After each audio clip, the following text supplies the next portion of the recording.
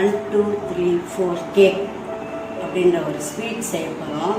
அதுக்கு தேவையான பொருட்கள் சொல்கிறேன். 1 கப் நெய், 1 கப் தேங்காய் துருவுனது, 1 கப் பால், 1 கப் கடலை மாவு, ஏலக்காய் கொஞ்சம், 4 கப் சுகர், எல்லாத்தையும் இதிலே போட்டுடணும். இந்த பாருங்கள், 1 கப் தேங்காய், 1 கப் கடலை மாவு,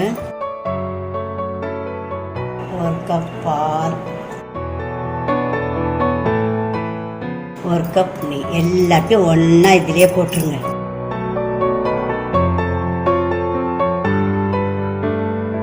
இப்போ சுகர் 4 கப்,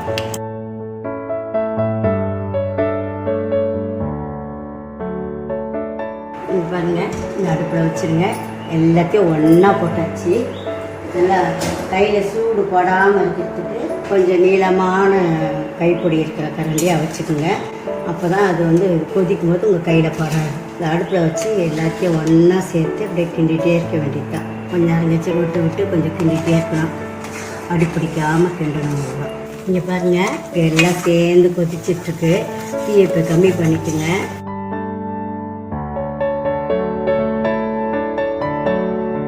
ஆனால் இந்த ஸ்வீட் கெட்டு போயிடுமோ, ரொம்ப கெட்டி ஆகிடுச்சுன்னா என்ன பண்ணுறது அப்படிலாம் நீங்கள் எதுக்குமே கவலைப்பட தேவையில்லை. நீங்கள் எப்படி செஞ்சால் முன்னாடி எடுத்திங்கன்னா சாஃப்டாக அல்வா மாதிரி இருக்கும். கொஞ்சம் ஜாஸ்தியாக எடுத்திங்கன்னா கரன்னு இருக்கும். கரெக்டாக பதத்தோடு எடுத்தால் சாஃப்டாக வாயில் போட்டால் கரையிற மாதிரி இருக்கும். இதை ஃபஸ்ட்டு செய்கிறாங்களா, இதை ஃபஸ்ட்டு ட்ரை பண்ணலாம். அதுக்காக தான் உங்களுக்கு இதை செஞ்சு காட்டுறேன். இங்கே பாருங்கள், நல்லா 10 நிமிஷம் ஆச்சு. நல்லா கொதிச்சு வந்துடுச்சு. இன்னும் கொஞ்ச நேரம் 5 மினிட்ஸ் சரியாக வந்து எடுத்து தட்டில் போட்டது. இப்போ நல்லா பொங்கி பொங்கி வருது. இப்போ ஏலக்காய் போட்டுக்கிறேன். தூள் பண்ண ஏலக்காய்,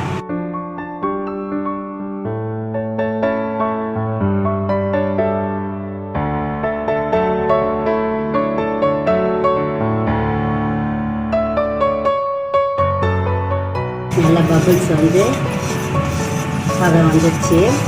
நம்ம இறக்கி அப்படியே போட்டுக்கலாம். இந்த பாருங்கள், பாத்திரத்தில் ஒட்டாமல் அழகாக வந்துடுச்சு.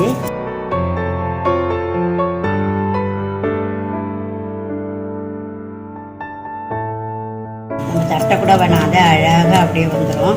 கொஞ்ச நேரம் ஆறட்டும். ஆறின உடனே நம்ம கத்தி வச்சுட்டு பீசஸ் போட்டுடணும். இந்த தட்டில் அப்படின்னு பதமாக இருந்தது. அப்படியே எடுத்து கொட்டிட்டேன். மேலே நீங்கள் ஒன்றுமே செய்யணும். அப்படி ஊற்றினவுடனே அழகாக அப்படி வந்துடுச்சு. அப்படி இல்லைன்னா கூட நீங்கள் ஏதாவது ஒரு இதை வச்சு இப்படி தட்டினீங்கன்னா கூட போதும். இப்போ பாருங்கள், லேசாக சூடு ஆறிச்சு. இப்படி கட் பண்ணுங்கள். உங்களுக்கு எந்தெந்த ஷேப் வேணுமோ அந்த ஷேப்பில் அழகாக கட் பண்ணிக்கலாம்.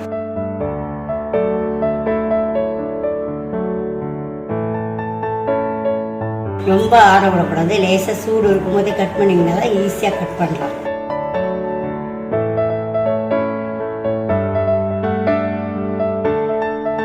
வாயில் போட்டால் அப்படியே கரையும்.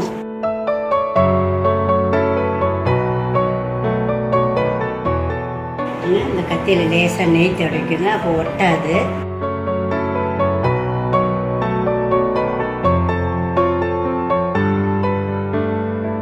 ரெடி ஆயிடுச்சு. இது அப்படியே ஒரு பேப்பரில் தலைகீழ கவுத்து தட்டினீங்கன்னா அப்படியே பீசஸாக வந்துடும். 1 2 3 கேக் ரெடி ஆயிடுச்சு. நான் டைமண்ட் ஷேப்பில் கட் பண்ணியிருக்கேன். நல்லா அழகாக வந்துட்டு பாருங்க.